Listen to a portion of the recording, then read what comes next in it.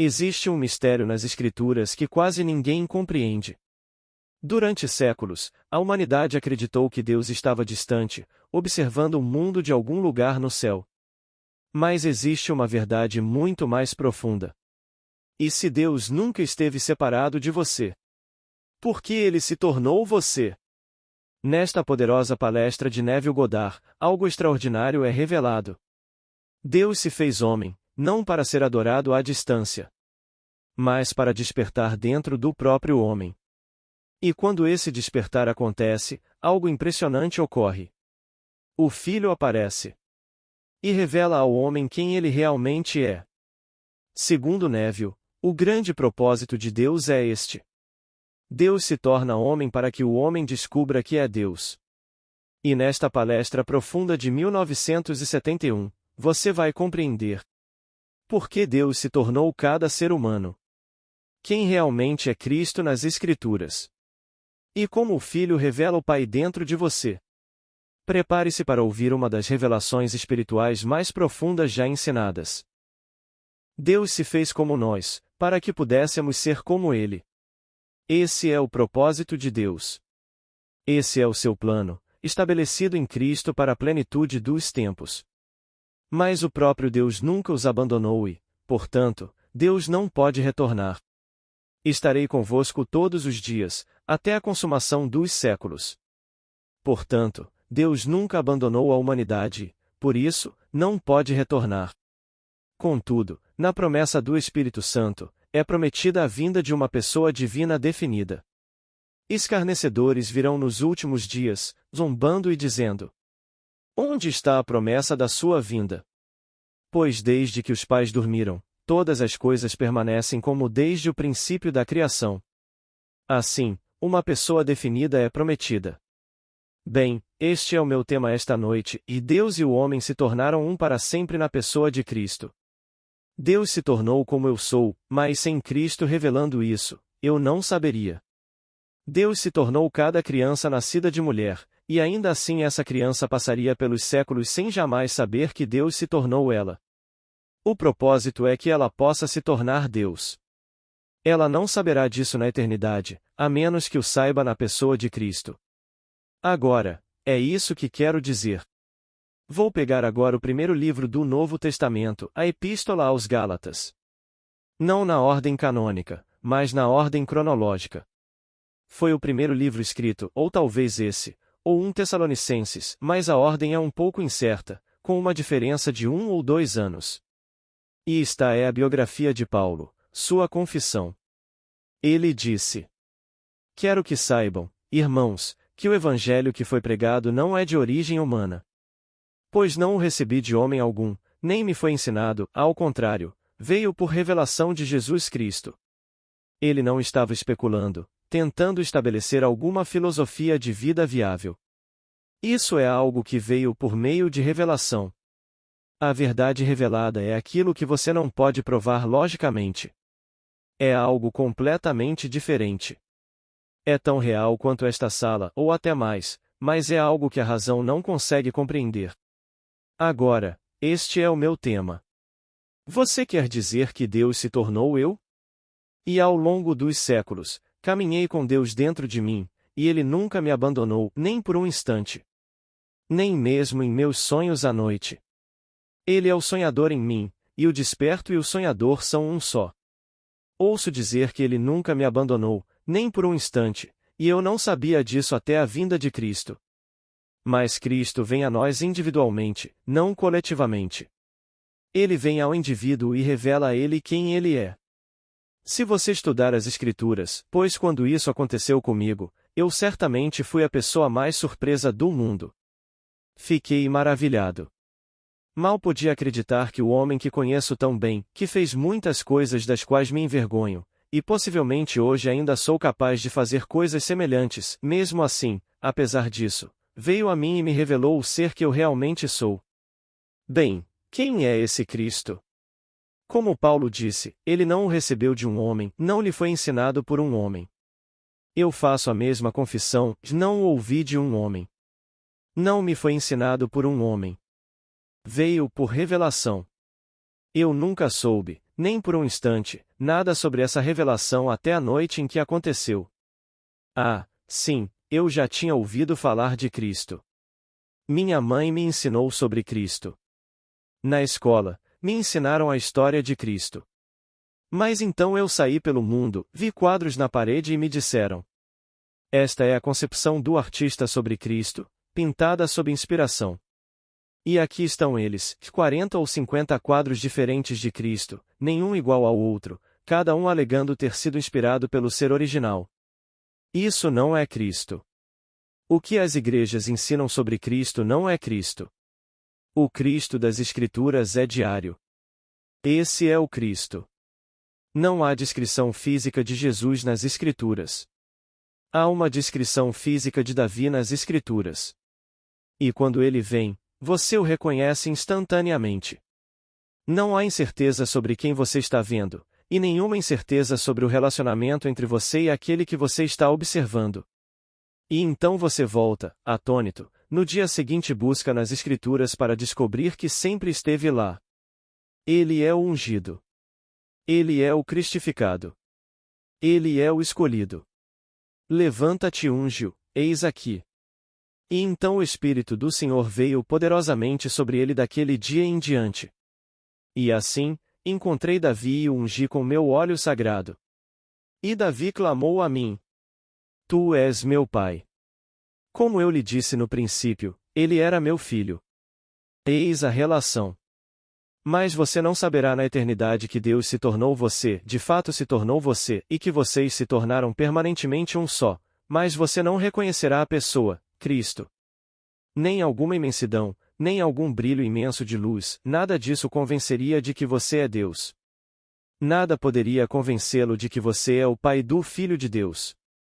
Todo o poder do mundo não poderia convencê-lo de que você é o Pai do Filho de Deus. O Filho precisa aparecer. E quando ele aparecer, naquele instante, num piscar de olhos, você saberá exatamente quem você é e toda a escuridão terá desaparecido. E agora você sabe, e caminha na luz. Você caminha contando isso a todos que quiserem ouvir, dando uma razão a todos que lhe pedirem a razão da esperança que há em você, pois agora ela é sustentada pelas Escrituras. Antes disso, você não a encontrava, e não era encorajado a encontrá-la. Pois nenhum ministro que eu já tenha ouvido, nenhum verdadeiro mestre que eu já tenha ouvido, jamais a expressou. Nunca a encontrei em nenhum livro que li. Estava na Bíblia, mas eu não a havia. Todos os outros livros que li em minha busca voraz pela verdade sequer a mencionavam. Quando cheguei a esta cidade pela primeira vez, em 1945, a senhora que me encontrou no aeroporto me levou até o hotel. Ela não percebeu bem a hora. Quando cheguei à reunião, eu estava quase na hora de começar a falar, mas o chefe da organização me chamou à parte, para seu escritório particular, e disse: ouvi algumas coisas muito preocupantes a seu respeito. Eu perguntei: como o quê? Ele respondeu: ouvi dizer que você não trata a Bíblia como história secular. Eu disse: não trato. Eu ainda não havia recebido a visão do Filho de Deus, mas sabia que a Bíblia podia ser interpretada psicologicamente, pois eu a comprovava dia após dia, não apenas para minha própria satisfação, mas também para a satisfação daqueles que ouviam e acreditavam no que eu lhes dizia, que mudavam suas vidas com base na minha interpretação das Escrituras. Então ele me disse: da minha posição, você não pode dizer nada do que eu ouvi você dizer em São Francisco. Eu o agradeci e disse: acatarei sua decisão esta noite. Sou seu convidado esta noite. Eu estava me dirigindo aos seus ex-alunos, e havia cerca de 500 presentes, todos formados em sua instituição. E assim falei para a multidão que ali estava. Mas eu lhe disse depois da reunião: fiz o que o Senhor me pediu para fazer a partir desta noite. Fui seu convidado para falar com aqueles que o Senhor formou como professores, mas a partir de amanhã à noite, estou por minha conta. Seja falando neste lugar, naquele lugar ou em qualquer outro lugar. E então ele me disse: bem, o Senhor não vai dar sua aula bíblica fora daqui? Eu disse: não, vim para dar tudo sob os seus auspícios. foi um acordo verbal entre cavalheiros. Se o senhor quiser quebrá-lo, não há problema nenhum para mim. Ele disse. Não. Eu perguntei. Onde fica a sala onde vou falar? Ele disse. Naquela sala ali. Eu disse. Bem, aquela sala comporta cerca de 40 pessoas, não é? Ele disse. Sim, é grande o suficiente. Ele disse, o senhor está cobrando $40 por 5 palestras, e eu sou o diretor da instituição e não cobro mais de $25 pela minha palestra. Pensei. Bem, somos pessoas diferentes. Estou ensinando a Bíblia como a conheço, não como outros me ensinaram a acreditar, e não vou falar neste lugar que comporta 40 pessoas. Percorri quase 5.000 quilômetros por conta própria, trouxe minha esposa, minha filha e minha sobrinha, tudo por minha conta. E não moro num barraco, estou hospedado num excelente hotel, pagando tudo do meu próprio bolso. Assim como paguei minha passagem de ida, pagarei minha passagem de volta. Mas não vou falar aqui. Então ele me disse. Se você não falar aqui, não poderá falar por mim em lugar nenhum. E tudo bem. Eu disse à senhora que me recebeu, uma das alunas dele. Vá alugar um lugar para mim. Prometi a esse homem que lhe daria 40% de cada centavo arrecadado e eu ficaria com 60%. Eu pago minhas despesas pessoais e ele simplesmente mobília o salão. Só isso. E por isso ele fica com 40. Mas eu estava cobrando $40 pelas minhas 5 palestras, que seriam dadas em uma semana, de segunda a sexta. Então ele foi lá e alugou um lugar. Ele pagou apenas, se não me engano, $90 pelas 5 noites. E 208 pessoas compareceram àquela aula. Ele me disse. O que devo fazer com o dinheiro? Eu disse.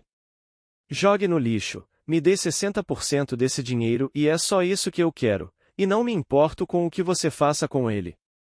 Ele não fez nada por mim, tentou me eliminar, tentou me impedir. Então você pode ficar com o dinheiro, 40%, que era uma quantia considerável. Não precisa ser um gênio para multiplicar 208 por 40 e depois tirar 40%. E o investimento dela foi de $90. Então ela ficou com o dinheiro, e ele ficou furioso. Ele queria, mas fez de tudo para me impedir de fazer isso e agora você quer também. Não, já tivemos nosso dia juntos, e pronto. Então, a partir daí, comecei a vir por conta própria, sem a intermediação de ninguém, apenas um acordo de cavalheiros entre Fred e eu. Por alguns anos, estive com Fred. E essa é a história. Paulo fez a mesma coisa. E Paulo confessou que aquilo de que estava falando não lhe fora revelado por nenhum homem. Ele não ouviu, não lhe foi ensinado. Veio por meio de uma revelação. E a revelação era o verdadeiro significado de Jesus Cristo. Então ele compreendeu quem Cristo realmente era. As únicas escrituras que Paulo lia eram as do Antigo Testamento. Não havia Novo Testamento, pois ele ainda não havia começado a escrever. Sua Epístola aos Gálatas é o primeiro livro do Novo Testamento. E ele lia o Antigo Testamento e ouvia a sua palavra. Quando aprouve a Deus revelar seu Filho em mim, não consultei carne e sangue. Aprouve a Deus revelar seu Filho em mim. Mas ele primeiro nos diz que foi ele quem me separou antes de eu nascer, me chamou pela sua graça e então se agradou em revelar seu Filho em mim, antes mesmo de eu nascer. Paulo não está falando de um nascimento físico, antes de ele nascer do alto. É isso que ele está dizendo. A versão King James diz: antes que ele me separasse do ventre. Não, ele não te separou desse ventre. É do nascimento do alto que ele fala, como nos é dito no Evangelho de João. Em verdade te digo que, se não nasceres de novo, não podes entrar no reino dos céus. Paulo está falando desse nascimento, e antes que esse nascimento acontecesse nele, ele foi separado. O mesmo aconteceu comigo. Antes de vivenciar o nascimento divino em 20 de julho de 1959, 30 anos antes, fui abordado e chamado ao conselho divino. E quando meu nome foi marcado no registro, fui levado à presença do Ancião de Dias, o próprio Deus. Seu amor infinito estava diante de mim como uma pessoa. Então ele me abraçou. Nossos corpos se fundiram. E eu sei por experiência própria que a forma de Deus é uma forma viva, uma forma que se forma. Qualquer pessoa que se funde a ela, de fato, se transforma à imagem de Deus. Essa é a única maneira pela qual Cristo poderia reconhecê-lo como seu Pai. Você precisa, de fato, ser formado à imagem desse ser. Então, o abraço, essa fusão, porque o seu corpo é um corpo em formação, um corpo criador, à medida que você se funde com ele, começa a moldá-lo à sua imagem. Então vem aquele que nasceu do alto. É aquele que encontra o Filho de Deus, e o Filho de Deus o reconhece agora como Pai. Portanto, embora Deus e o homem sejam permanentemente feitos um, o homem não saberá disso, a não ser por meio da pessoa de Cristo. Agora, digo pessoa propositalmente. Não pensem nele como uma força impessoal. Ele não é uma força impessoal. Ele é uma pessoa, e é um jovem eterno, e seu nome é Davi. Mas quando o poeta escreveu sobre Davi, inspirando-se no livro de Samuel, ele descreve Davi falando ao rei, dizendo-lhe enquanto está diante dele: Ó Saul, uma fé como a minha te receberá, e um homem como eu tu amarás e serás amado por ele, para sempre. Uma mão como esta te abrirá as portas da vida eterna. Vê o Cristo de pé. Ele confessa ser o Cristo, o ungido, o escolhido de Deus Pai. Saul não conseguia ver isso. Saul era um rei insano, e Saul simboliza apenas a humanidade que ainda não encontrou a revelação do Cristo como pessoa. E ele não é nada do que se vê pendurado nas paredes, por toda parte. Ele é o jovem eterno. Tão belo que é indescritível a beleza de Davi. E assim, foram feitos todos os esforços para dar-lhe forma e representá-lo em imagens. Se eu fosse artista e a cena permanecesse inalterada. Sim, consigo vê-lo em minha mente. Consigo ver o amor que emanava de mim para ele enquanto eu me deliciava com a beleza do meu filho. Consigo ver a façanha que ele realizou com aquela cabeça decepada do inimigo de Israel deitada diante de mim sobre uma mesa. Consigo ver todo o drama se desenrolar diante de mim, tal como naquela noite, na manhã de 6 de dezembro de 1959. Portanto, digo-lhes, a história é verdadeira e não me foi ensinada. Nunca a ouvi. Não é um evangelho humano. Chegou-me através da revelação de Jesus Cristo. Então, aqui, Deus realmente se tornou você. Literalmente se tornou você. Diga: Eu sou, esse é o Pai. Mas você não sabe que Ele é o Pai, e você não saberá na eternidade que Ele é o Pai, e que você é o Pai. Mas, quando você diz eu sou, você não está apontando para o exterior.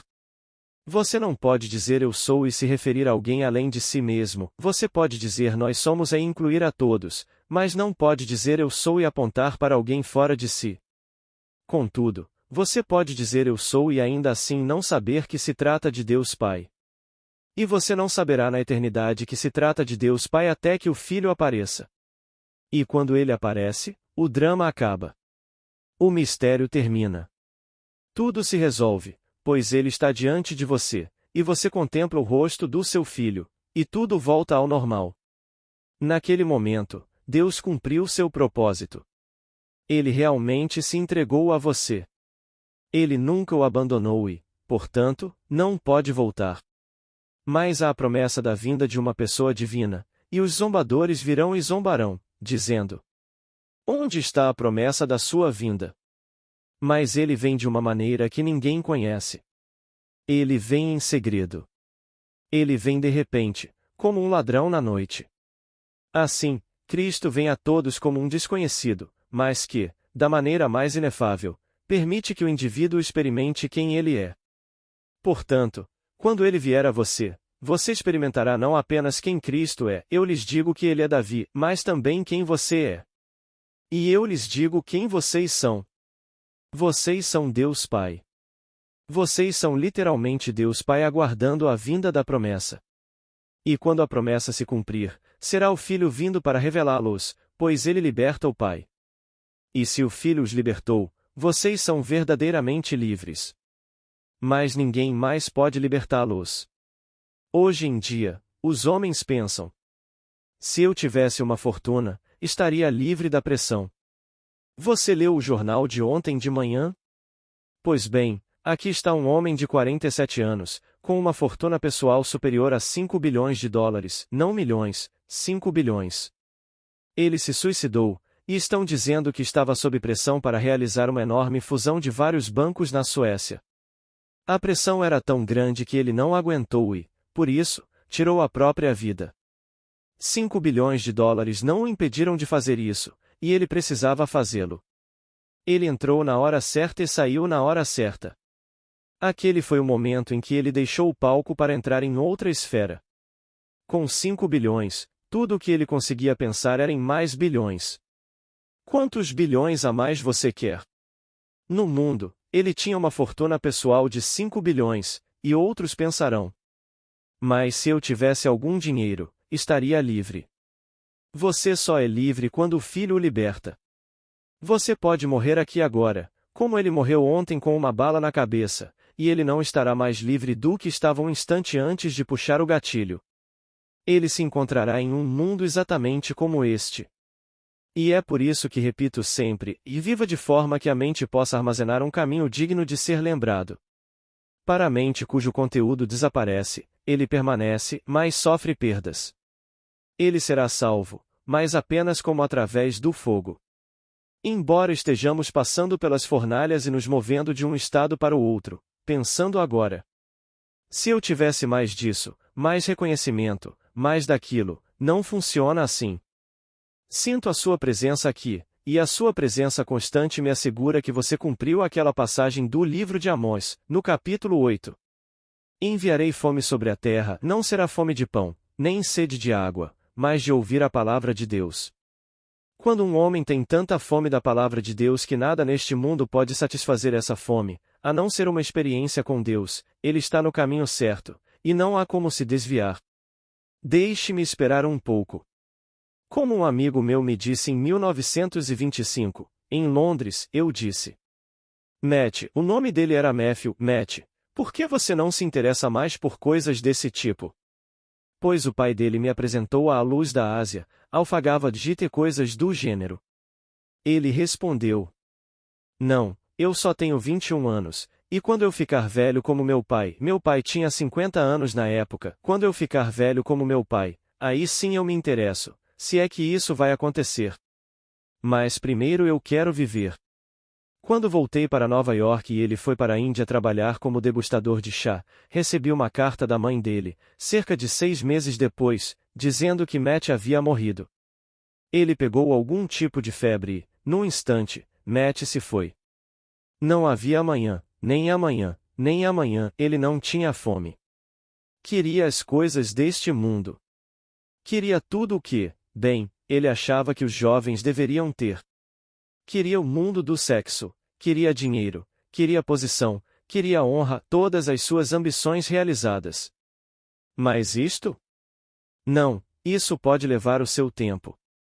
Digo-vos, se a vossa fome for tão grande que nada vos desvie, que nada nesta noite vos tente a desviar-vos disso porque a outra opção parece mais atraente, então estáis no caminho certo. E a fome está aí, não pelas coisas que eles oferecem, mas pela palavra de Deus. E o que vos disse esta noite é a palavra de Deus, pois não me foi revelada de nenhuma outra forma senão por revelação. Foi-me revelada, e eu a compartilho convosco tal como me foi revelada. E quando recebo confirmação nas Escrituras, pois isso é um testemunho, a Bíblia é um testemunho, ora, o testemunho interior é a minha própria experiência, e onde 2 testemunhos diferentes concordam, é conclusivo. Portanto, o meu testemunho interior do Espírito concorda com o testemunho exterior da letra. Então voltei e li a história, e lá estava ela, bem diante dos meus olhos. No segundo salmo, Davi fala do decreto do Senhor. Ele me disse: Tu és meu filho, eu hoje te gerei. Bem, sempre esteve lá. E no capítulo 16 de 1 Samuel, quando ele procura alguém para coroar rei, e trazem todos esses diante dele. São todos estes seus filhos? Há mais um. Há mais um, mas ele está cuidando do rebanho. Vá buscá-lo. Não ficaremos sentados até que ele venha. E quando ele chega, a voz fala ao profeta Samuel: Este é ele. Levante-se e unja-o. E então o Espírito de Deus veio poderosamente sobre ele daquele dia em diante. Então eu lhes digo: é uma pessoa. E vocês não saberão, se eu sou uma pessoa, não me deem um burro como descendente. Eu não gero burros, gatos ou coisas do gênero. É uma pessoa. Eu sou uma pessoa. Se eu sou pai, meu filho tem que ser uma pessoa, e é uma pessoa. Não é luz infinita, e não é poder infinito, embora isso seja dito de Cristo. Ele é o poder de Deus e ele é a sabedoria de Deus, mas o poder é personificado naquele jovem, e a sabedoria é personificada. Portanto, é uma pessoa. Assim, quando Davi entra em seu mundo, ele o revela como Deus Pai. Contudo, enquanto você veste estas vestes mortais de carne e osso, você está limitado até o momento em que as remove pela última vez. Então você se torna um com o Senhor ressuscitado. Mas, como ele está em todos, para onde você vai? O reino dos céus não está dentro de você?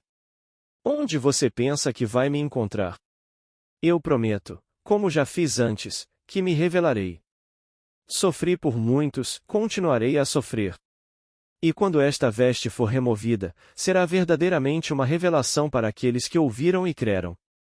Bem, eu sei para onde vou, e ainda assim não vou me afastar de ninguém, porque não posso me afastar do ser que sou, e o ser que sou é Deus.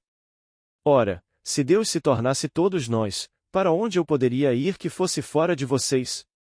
E agora estou perto de vocês, mas quando eu tirar isso, eles nunca estarão tão perto, ou melhor, tão longe a ponto de sequer estarem perto, porque proximidade implicaria separação.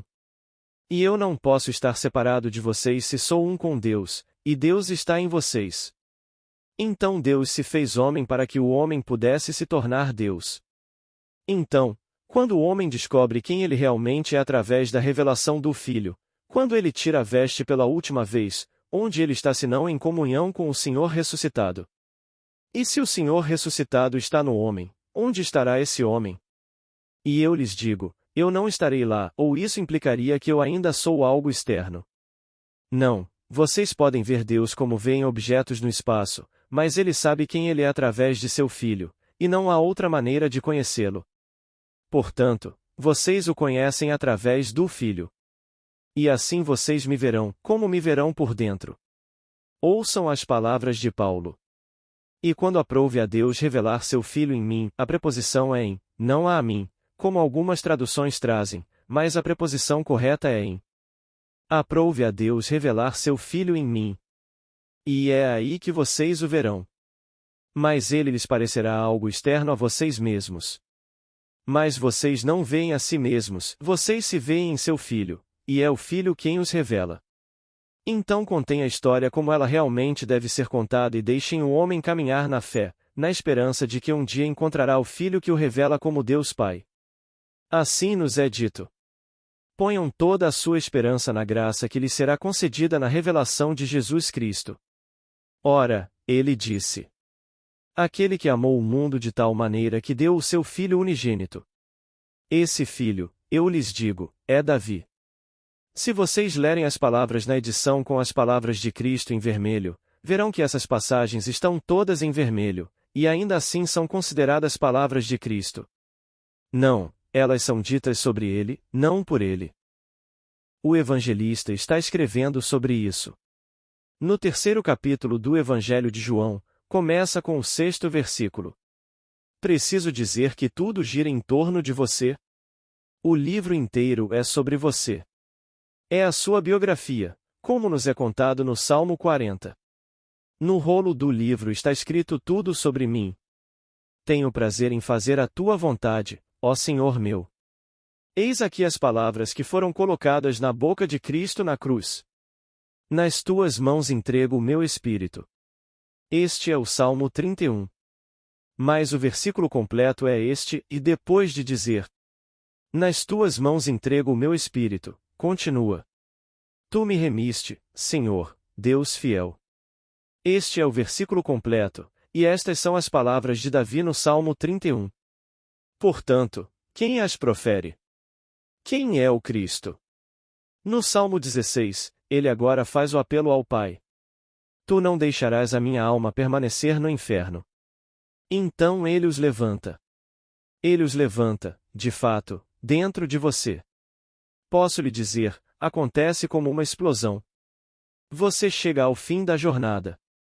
O clímax é provocado por uma explosão, não de matéria, mas da mente. Toda a sua mente explode, e enquanto explode, você se encontra diante do seu filho. E aqui está Davi. E nem por um instante há qualquer dúvida sobre quem ele é e qual é o seu relacionamento. E um segundo antes, você não sabia disso. Eu nasci do alto e não sabia, ou melhor, o nascimento do alto ocorreu no dia 20 de julho de 1959, e hoje era o 6º dia de dezembro de 1959, 139 dias depois, descobri que não sabia. Porque nasci de novo e fiquei extremamente feliz por isso cumprir as Escrituras. As testemunhas estavam lá, a criança envolta em panos, ele estava lá, tudo estava lá e, no entanto, eu não sabia. De fato, nasci de novo, mas não sabia, posso lhes dizer, eu não sabia qual era o papel dele nesse drama, a esse ponto. E eu não sabia que fora ele quem me revelou como Deus Pai. Mas hoje sei que ele, e somente ele, revelará a todos como Deus Pai. Esse é Davi. Quando encontramos pessoas que se deixam levar por preconceitos e conceitos falsos, que discriminam um grupo étnico e tentam exterminá-lo da face da terra, quando essa é a mensagem que Deus transmitiu, a mensagem que chegou ao mundo, é uma mensagem eterna e verdadeira. Portanto, aqueles que falam de um Cristo diferente, falam do falso Cristo. Jesus é Deus Pai. Jessé, que é chamado de pai de Davi, significa Jeová existe. Mas Jessé é simplesmente o próprio Senhor, e seu filho o chama de pai. E Jessé é qualquer forma do verbo ser. Em outras palavras, eu sou. Quem é o seu pai? Meu pai é Jessé, o belemita. Seu pai é Jessé, o belemita. E quem é você? O filho de Jessé, o belemita. Consulte suas concordâncias bíblicas e comece a procurá-las, e você chegará à conclusão de que, se elas estão todas sozinhas e você não viu, então ali estava seu filho. E porque ele nasceu, ou melhor, supostamente nasceu, há 3.000 anos, você vira as páginas. Mas isso é coisa antiga. Não significa nada para mim hoje. Não tem nenhuma relevância para o século XX. Por quê? Porque é eterno. Nunca chega ao fim. É para sempre e sempre. A única maneira pela qual o homem pode ser redimido não é por nenhum outro caminho. Não há outro caminho. Eu sou o caminho, eu sou a verdade, eu sou a vida, o único caminho verdadeiro e vivo. E não há outro caminho. E, no entanto, manhã, tarde e noite, surgem novos caminhos na superfície, novos ismos aqui e ali. Todos tentam espalhar algo que é mentira, que não se baseia em revelação. São simplesmente pessoas sentadas tentando elaborar o que consideram uma filosofia de vida agradável e conveniente. Mas eu lhes digo, eu vivenciei isso. Que eu estou aqui hoje, eu não sabia disso até vivenciar. Eu era tão cego quanto Paulo, que saiu para destruir tudo que afirmava defender o que o cristianismo afirma. Ele consentiu com a morte de Estevão, apedrejou-o até a morte e, apesar disso, foi escolhido. Apesar de tudo o que fez, foi ele quem foi eleito. Ele tinha tudo o que era preciso. Ele tinha a chama. Ele tinha aquele algo a mais que o faria enfrentar a prisão e qualquer coisa, em vez de se desviar da visão. Ele manteve a visão divina em tempos de dificuldade. Então ele se apresentou diante do rei Agripa e disse: Ó rei, por que seria estranho que eu tenha visto o Senhor ressuscitado, visto a ressurreição? Por que é estranho que nosso povo pense que a ressurreição é falsa? Mas tudo isso está ensinado nas Escrituras, só que eles não viram. Se eu suplicar a Deus Pai que não abandone minha alma no abismo, que não me deixe no inferno, e então eu puder dizer alguns capítulos depois: Tu me redimiste, pois então ele saberá que foi redimido, pois viu o Pai. E se ele viu o Pai, tendo morrido, então ele deve estar vivo e pode dizer: Eu sou o caminho vivo, o caminho verdadeiro e vivo. Então, acredite em mim. Eu não o trairia. Eu não o desviaria do caminho certo. Levo a Bíblia a sério.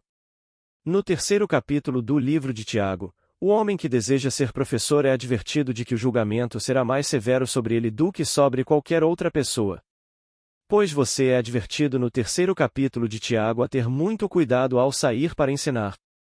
Ensine a verdade e não introduza nada além da verdade revelada. Não estou falando de matemática, nem de nada disso. Estou falando da verdade revelada nas Escrituras. E a história está lá, mas precisa ser repetida em cada indivíduo. E tudo o que foi dito sobre ele nas Escrituras será um dia experimentado por todos os nascidos de mulher, mas cada um no seu próprio tempo. Pois, como nos é dito no terceiro capítulo de 2 Pedro, quando eles se perguntam sobre quando isso acontecerá, ele disse que eles não sabem que 1000 anos são como um dia aos olhos de Deus. Então, eles estão preocupados com quando ele virá, e 1000 anos são apenas um dia aos olhos de Deus. E assim, se você tem 6.000 dias, ou anos, de jornada, faltam apenas 6 dias para que a imagem seja completada, e você e Deus se tornem perfeitamente um. E então vem a revelação do Filho que o revela como Deus, e você sabe que é permanentemente um. Você é o pai do Filho unigênito de Deus, e não há outra maneira de você saber disso. Agora, vamos entrar no silêncio.